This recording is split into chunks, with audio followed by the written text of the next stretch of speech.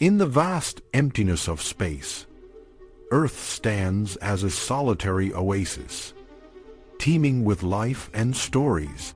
One of the most profound and enduring tales is that of Noah and the Great Flood. This story, found in the book of Genesis, is more than just an ancient myth. It is a narrative that has shaped the way we understand the world, our place in it, and our relationship with the divine. It is a story of survival, redemption, and the complex nature of human existence. But what if we were to look at it through a different lens? One that challenges our assumptions and forces us to reconsider the lessons it imparts. The story of Noah and the flood begins with a world gone awry. God, the creator of all, looks down upon humanity and sees only wickedness and corruption. The text paints a grim picture. The Lord saw how great the wickedness of the human race had become on the earth, and that every inclination of the thoughts of the human heart was only evil all the time. Genesis chapter 6, verses 5. This is a world where morality has crumbled, and the lines between good and evil have blurred. In this desolate landscape, one man stands out: Noah. He is described as a righteous man, blameless among the people of his time, and he walked faithfully with God. Genesis chapter 6, verses 9. God, seeing Noah's righteousness, decides to save him and his family from the impending disaster. The flood itself is a cataclysmic event, a divine intervention that wipes out all life on earth, except for those aboard Noah's ark. The waters rise, covering the highest mountains, and the world is submerged in a relentless deluge. For 150 days, the ark floats, carrying Noah, his family, and a diverse array of animals. It is a story of survival against all odds, a testament to the resilience of faith and the power of divine protection. Yet, beneath this surface lies a deeper, more troubling narrative. The flood is not just a punishment. It is a reset button, a chance for a new beginning. God, in his infinite wisdom, decides to start anew, to give humanity a second chance. When the waters finally recede, Noah and his family emerge from the ark, stepping onto the newly dried land. The first thing Noah does is build an altar and offer a sacrifice to God, a gesture of gratitude and reverence. God, moved by the smell of the burnt offering, makes a solemn vow: "Never again will I curse the ground because of humans, even though every inclination of the human heart is evil from childhood. And never again will I destroy all living creatures, as I have done." Genesis chapter 8, verses 21. This promise is a turning point in the narrative, a moment of divine reflection and redemption. God recognizes that the problem is not with the world itself, but with the nature of humanity. The inclination toward evil is inherent, but it is not insurmountable. The flood, in this sense, is not a final judgment but a wake-up call, a reminder of the potential for both good and evil within each human being. The story of Noah and the flood is often interpreted as a moral tale, a lesson in obedience and faith. Noah, the righteous man, is rewarded for his unwavering trust in God. His faith is tested, but he remains steadfast, and his reward is the preservation of his family and the continuation of life on earth. However, This interpretation can be limiting. It reduces the story to a simple binary of good versus evil, where the righteous are saved and the wicked are punished. But the story is far more complex than that. The flood is a reminder of the fragility of life and the power of the divine. It is a call to humility, a reminder that no matter how powerful or significant we may feel, we are ultimately at the mercy of forces beyond our control.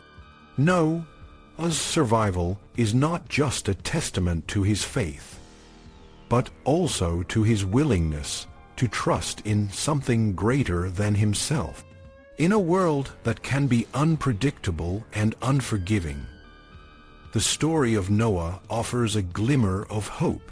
It suggests that even in the darkest of times, there is always the possibility of redemption, of starting anew. Yet, the story also raises difficult questions. If God is all-powerful and all-knowing, why did he create a world that would require such a drastic intervention? Why not prevent the wickedness from the beginning? These questions challenge the notion of divine omnipotence and omniscience, suggesting that even God is subject to the complexities of creation. The flood is not a failure of God's plan, but a part of it, a necessary step in the ongoing process of creation and redemption. The aftermath of the flood is marked by a new covenant between God and humanity. God promises to never again destroy the world with a flood, and as a sign of this covenant, he sets a rainbow in the sky. The rainbow is a powerful symbol, a reminder of God's promise, and a testament to the enduring hope that lies at the heart of the story. It is a sign that, despite the darkness and the chaos, there is always a path forward, a way to rebuild and restore. The story of Noah and the flood is also a story of human responsibility.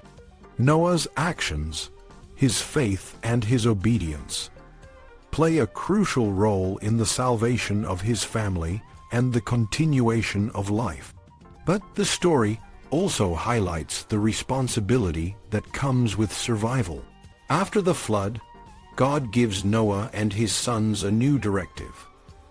Be fruitful and multiply and fill the earth. Genesis chapter 9, verses 1.